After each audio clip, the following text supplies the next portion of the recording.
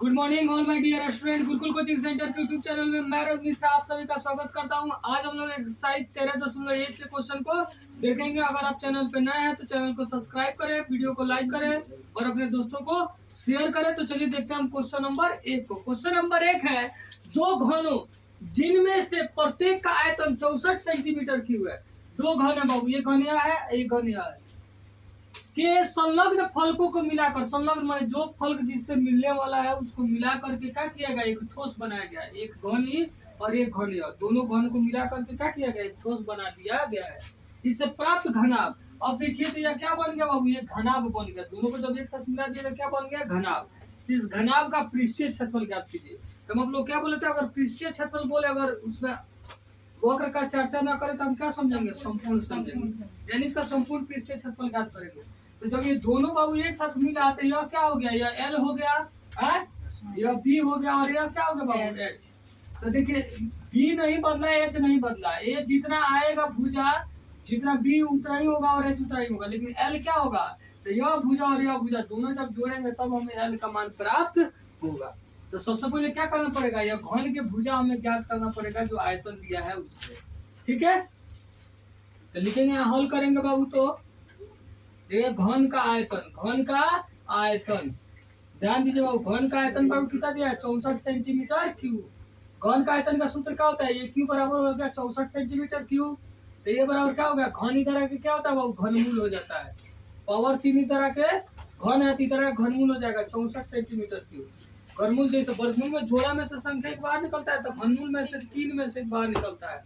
तो 64 का तोड़िएगा तो 4 चौका 16 चौका 64, तो 3 4 आएगा जिसमें से एक 4 बाहर निकल जाएगा, तो 4 सेंटीमीटर क्यूब आ गया भुजा। लिखेंगे इसलिए, हाँ सेंटीमीटर क्यूब है तो सेंटीमीटर आ गया। लिखेंगे इसलिए घनाभ की विमाएं, घनाभ की विमाएं अब लिख लेंगे। घनाभ की विमाएं यानी लंबाई कितना होगा जी, अब एल, तो यह 4 सेंटीमीटर और यह 4 सेंटीमीटर दोनों जुड़ जाएगा। तो एल का मान क्या होगा, 4 सेंटीमीटर प्लस 4 सेंटीमीटर कितना हो गया, 8 सेंटीमीटर। लेकिन बी तो वही रहा जी, बी वही रहा, 4 है तो 4 ही रह गया, और एच भी वही रहा, 4 है तो 4 ही रह गया, क्योंकि उसमें नहीं बढ़ा है, बढ़ा है सिर्फ लंबाई ना। दोनों को बाकी को ऐसे मिला दिया गया है। तो बी और एच वही रहा, तो लिखेंगे घनाभ का पृष्ठीय क्षेत्रफल, घनाभ का पृष्ठीय क्षेत्रफल। तो जब तक वक्र ना बोला जाए तब तक संपूर्ण समझेंगे बाबू। तो 2 into L B plus B H plus H L. तो 2 इंटू एल का मान कितना है बाबू, 8 सेंटीमीटर गुना बी, तो बी का मान कितना है बाबू, 4 centimetre plus plus B H, B का मान कितना है 4 सेंटीमीटर, एच का मान भी कितना है बाबू 4 सेंटीमीटर प्लस एच एल, तो प्लस एच, एच का मान कितना है बाबू 4 सेंटीमीटर, और एल, एल का मान कितना है 8 सेंटीमीटर। 2 इंटू, अभी सुगना कर देंगे, 8 चौका 32 सेंटीमीटर स्क्वायर, 4 चौका 16 सेंटीमीटर स्क्वायर, फिर चौरावट है 32 सेंटीमीटर स्क्वायर। अब दो इसको जोड़ लेंगे, 32 32 64, अच्छा 70 10 कितना हो गया, 80 सेंटीमीटर स्क्वायर गुना हो गया, तो 80 गुना कितना हो गया, 160 सेंटीमीटर स्क्वायर हो गया आंसर। यानी इसे मिलाने से जो घनाभ बनेगा, घनाभ में पृष्ठीय क्षेत्रफल कितना आएगा, 160 सेंटीमीटर स्क्वायर आएगा। चलो क्वेश्चन नंबर 2, कोई बर्तन एक खोखले अर्धगोले के आकार का, ध्यान दीजिए बाबू, कोई बर्तन है जो खोखले अर्धगोले के आकार का है,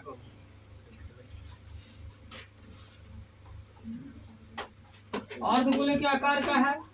ठीक है बाबू, जिसके ऊपर एक खोखले बेलन अध्यारोपित है, जिसके ऊपर क्या बाबू, एक बेलन अध्यारोपित है।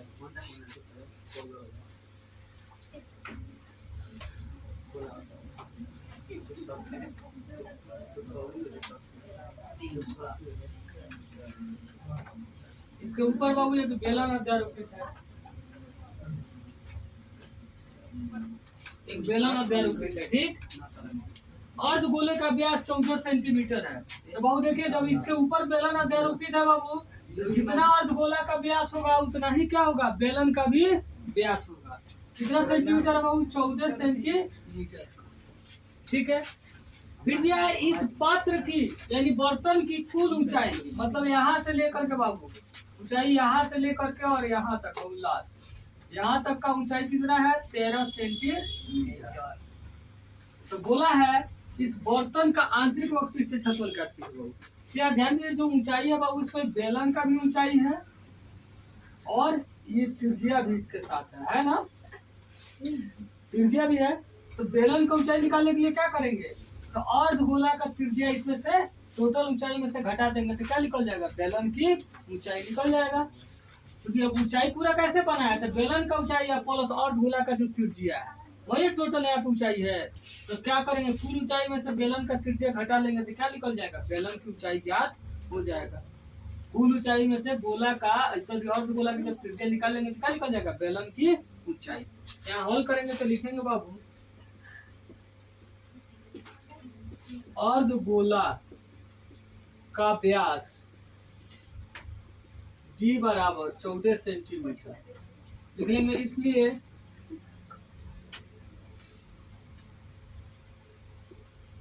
अर्धगोला का त्रिज्या r बराबर d/2 यानी 14/2 सेंटीमीटर, यानी दूसरे कितना बार कट गया 7 सेंटीमीटर लिखेंगे। चूंकि अर्धगोला बेलन बेलन अर्धगोला पर अध्यारोपित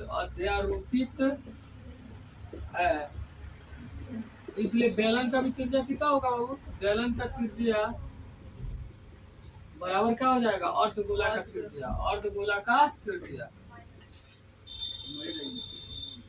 बराबर कितना होगा 7 सेंटीमीटर। एवं बर्तन की कुल ऊंचाई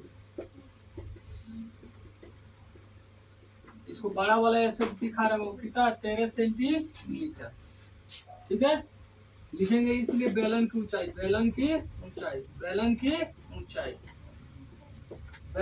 क्या हो जाएगा बाबू, तो कुल ऊंचाई अब माइनस अर्धगोला का त्रिज्या, क्योंकि यह त्रिज्या कभी ना ऊंचाई में है तो माइनस अर्धगोला की त्रिज्या, अर्धगोला का त्रिज्या कुल ऊंचाई बाबू 13 सेंटीमीटर है, माइनस कितना हो गया 7 सेंटीमीटर, तो बराबर कितना हो गया बाबू 6 सेंटीमीटर। और क्या लिखना है, इस बर्तन का आंतरिक पृष्ठीय क्षेत्रफल तो लिखेंगे, इसलिए इस बर्तन का आंतरिक पृष्ठीय क्षेत्रफल, तो सब बाबू जो भी चौड़ाई ऊंचाई सब आंतरिक का दिया था, आंतरिक पृष्ठीय क्षेत्रफल क्या हो जाएगा, तो आंतरिक बोले चाहे बाहरी बोलेगा तो बाहरी त्रिज्या ऊंचाई देगा, आंतरिक बोलेगा तो आंतरिक देगा, तो क्या हो जाएगा बाबू पृष्ठीय क्षेत्रफल बोला है ना, पृष्ठीय क्षेत्रफल। तो देखेंगे बाबू तो यहाँ पे क्या है, इसका पृष्ठीय क्षेत्रफल क्या हो जाएगा, बर्तन का पृष्ठीय क्षेत्रफल निकालना है, तो अर्धगोला का वक्र पृष्ठीय क्षेत्रफल प्लस बेलन का वक्र पृष्ठीय क्षेत्रफल, दोनों का वक्र पृष्ठीय क्षेत्रफल क्या करेंगे आपस में जोड़ देंगे। क्योंकि एक ऊपर अध्यारोपित है तो ये अभी खुला है तब ना पूरा बर्तन है जी, हाँ तो क्या लिखेंगे, अर्धगोला का वक्र पृष्ठीय क्षेत्रफल, अर्धगोला का वक्र पृष्ठीय क्षेत्रफल प्लस बेलन का वक्र पृष्ठीय क्षेत्रफल, बेलन का वक्र पृष्ठीय क्षेत्रफल।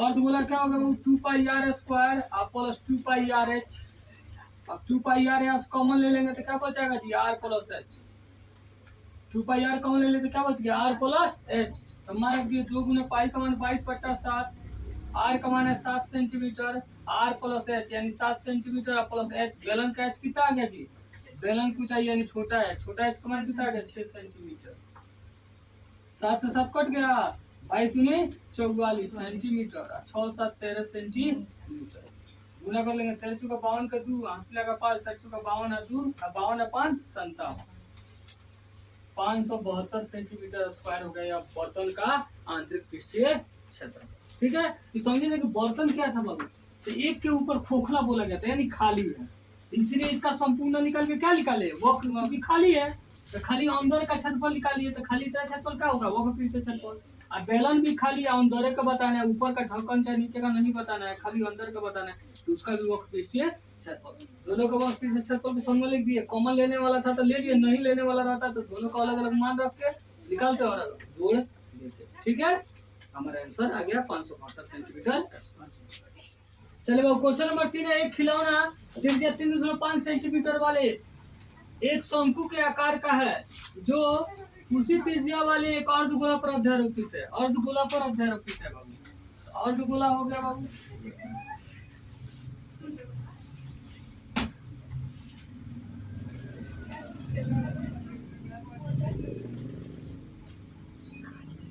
अर्धगोला पर अध्यारोपित है बाबू शंकु। वैसा ही खिलौना है बाबू, वैसा ही ये क्या है बाबू, खिलौना है। ठीक है, दिया है खिलौने का दोनों का त्रिज्या एक ही है। दिया है कि खिलौना त्रिज्या 3.5 सेंटीमीटर वाले एक शंकु के आकार का है जो उसी त्रिज्या वाले अर्धगोला पर अध्यारोपित है, यानी दोनों का त्रिज्या एक ही है। आर का मान है 3.5 सेंटीमीटर। ठीक है बाबू, और कुल ऊंचाई कहाँ दिया है बाबू, यहाँ दिया है। किस खिलौने की संपूर्ण ऊंचाई 15.5 सेंटीमीटर। खिलौना यहाँ से यहाँ तक बाबू जो है, इसका कुल ऊंचाई दिया है बाबू कितना है, 15.5 सेंटीमीटर। तो उससे क्या करेंगे बाबू, पहले हम शंकु का ऊंचाई ज्ञात करेंगे। क्या करेंगे बाबू, शंकु का ऊंचाई ज्ञात कर लेंगे। और शंकु का ऊंचाई जब ज्ञात हो जाएगा, त्रिज्या मालूम है तो उससे पहले एल का मान ज्ञात करेंगे, क्योंकि शंकु का क्षेत्रफल के लिए आपको एल मालूम होना चाहिए। ठीक है, तो यहाँ हल करेंगे बाबू, लिखेंगे अर्धगोला एवं शंकु की त्रिज्या दोनों का इक्वल है बाबू। आर का मान कितना है बाबू, 3.5 सेंटीमीटर। एवं खिलौना का संपूर्ण ऊंचाई इसको बड़ा एच से डिनोट करें बाबू, ये दे दिया 15.5 सेंटीमीटर। 15.5 सेंटीमीटर लिखेंगे, इसलिए शंकु की ऊंचाई बाबू इसको छोटा एच से डिनोट कर रहा है। शंकु की ऊंचाई एच बराबर क्या हो गया, संपूर्ण ऊंचाई माइनस अर्धगोला का त्रिज्या। क्योंकि ये दोनों मिलकर बाबू संपूर्ण ऊंचाई बनाया है ना, ये ऊंचाई और ये अर्धगोला का त्रिज्या, तो संपूर्ण ऊंचाई 15.5 सेंटीमीटर और माइनस 3.5 सेंटीमीटर हो गया बाबू 12 सेंटीमीटर। लेकिन ये एच आया, लेकिन हमको शंकु का जब क्षेत्रफल निकालना होगा तो उसमें एल का आवश्यकता होता है, इसलिए हम निकालेंगे शंकु का तिर्यक ऊंचाई यानी एल का मान, एल बराबर क्या होगा, तो रूट अंडर एच का स्क्वायर प्लस आर का स्क्वायर या आर का स्क्वायर प्लस एच का स्क्वायर। एच की जगह पे बाबू 12 सेंटीमीटर का स्क्वायर है प्लस आर की जगह पे 3.5 सेंटीमीटर का स्क्वायर। अब 12 का स्क्वायर हो गया बाबू 144 सेंटीमीटर स्क्वायर, 3.5 का स्क्वायर करेंगे, 3.5 से 3.5 पे 2 बार गुना, तो बचा 25 को 5 80 लगा, 2 5 के 15 तो 17, 5 के 15, 1 3 3 का 9 1 10, 5 7 5 12, 1 1 2 और 1 दोनों को दशमलव, कितना हो गया 12.25 सेंटीमीटर स्क्वायर हो। इसको जोड़ेंगे तो कितना हो जाएगा जी, 156.5 और 4 156.25 सेंटीमीटर स्क्वायर।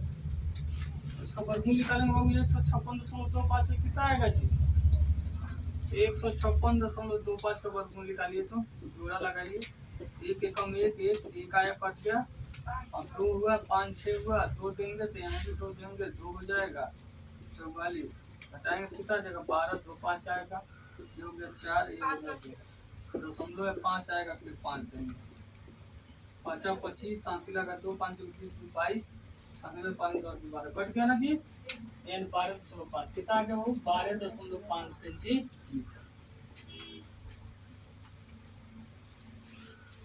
इसलिए अब देखिए क्या बोला है, खिलौने का संपूर्ण पृष्ठ क्षेत्रफल, खिलौना का संपूर्ण पृष्ठीय क्षेत्रफल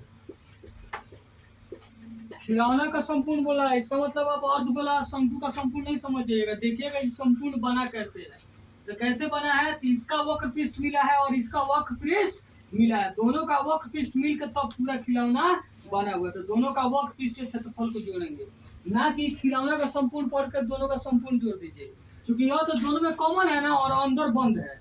आपको बाहर क्या दिख रहा है, तो शंकु का वक्र पृष्ठीय क्षेत्रफल और अर्धगोला का वक्र पृष्ठीय क्षेत्रफल। तो वही करेंगे, अर्धगोला का वक्र पृष्ठीय क्षेत्रफल, अर्धगोला का वक्र पृष्ठीय क्षेत्रफल अब प्लस शंकु का वक्र पृष्ठीय क्षेत्रफल, शंकु का वक्र पृष्ठीय क्षेत्रफल। तो अर्धगोला का होता है 2 पाई आर स्क्वायर, शंकु का होता है पाई आर एल।